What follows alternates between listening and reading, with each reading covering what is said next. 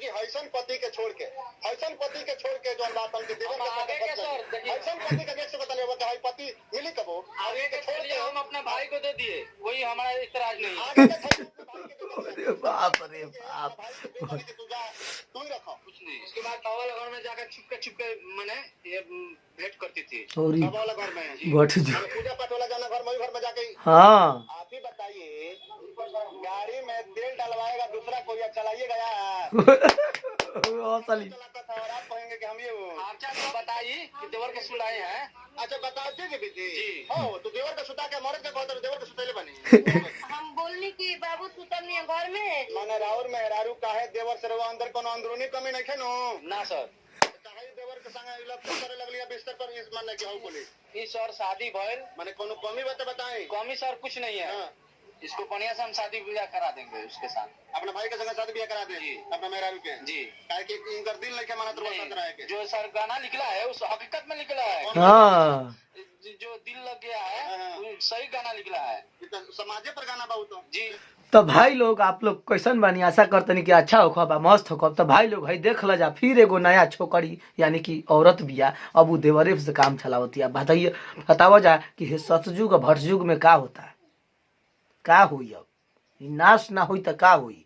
बताओ जा कि कोई कहीं चलता, कोई कहीं चलता, कोई के रख लेता, कोई के हंसा लेता, कोई के इज्जत लूट लेता। कोनो भाई या भौजाई या देवर में कोनो माने कि रुकावट नहीं खे। अब माने कि फ्री सेवा हो गई बा। ससुर पतोह भव भसुर यानी कि संसार में पाप ही पाप भरल बा भैया।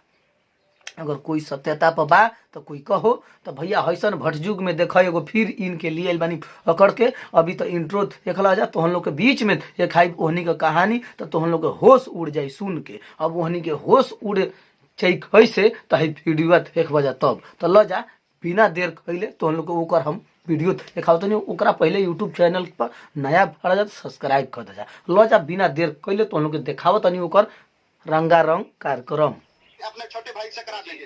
अब तैयार हैं जी। तू क्या तो बड़े बड़े हो देवर से करबो ना शादी। हाँ अब करियो कहे ना और तरह के शादी करा दे खुशी से वहाँ के जौन हाथ में बहू कर दे हम कर ले। बोले अपने से शादी जौन कर बात खुशी बताओ ना हमार बा जौन उजिए कहे नु हम कर ले। कर चलिए लिया।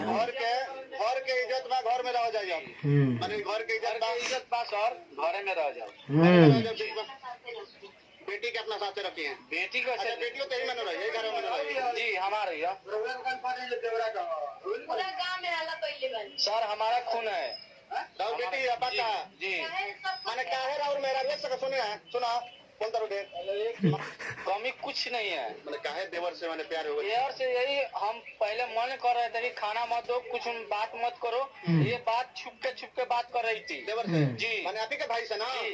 आपके छोटे भाई है जी हाँ हम जब कमाने चले गए कि बुकारो हाँ।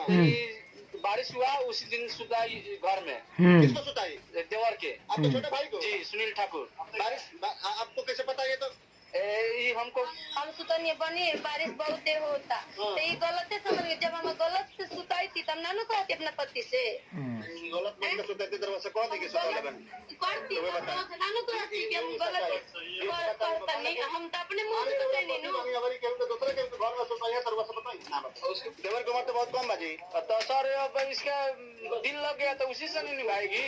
देवर का उम्र जोन बात की कम बात बार कहने के चलते बार बोल रहे हैं कि देवर के साथ इसीलिए तो हम सर माने कर रहे थे बार हुआ जो आरोप लगाओ तन के देवर का साथ तो हो सकता है कि बिया के कौन तरीके देवर का साथ लगाओ तो हम मन कर रहे थे कि हमारा हम भाई किसी को नहीं मानते हैं। देवर से किस लिए बात कर रहे थे? हम मांग छू के लाए हैं हम लोग खिलाएंगे। और के पति खर्चा नहीं देते थे तो देवर खर्चा देता था दिक्कत है बिना खर्चे आप ही बताइए अब ये भागी है तो वो चलाएगा। तो भागी थी जून मन भागी थी जी उसके पहले आप खर्चा नहीं देते थे देते थे सारा कुछ देते थे हर चीज देते थे। आप रखेंगे इसको रख लेंगे ये रहेगी तब ना।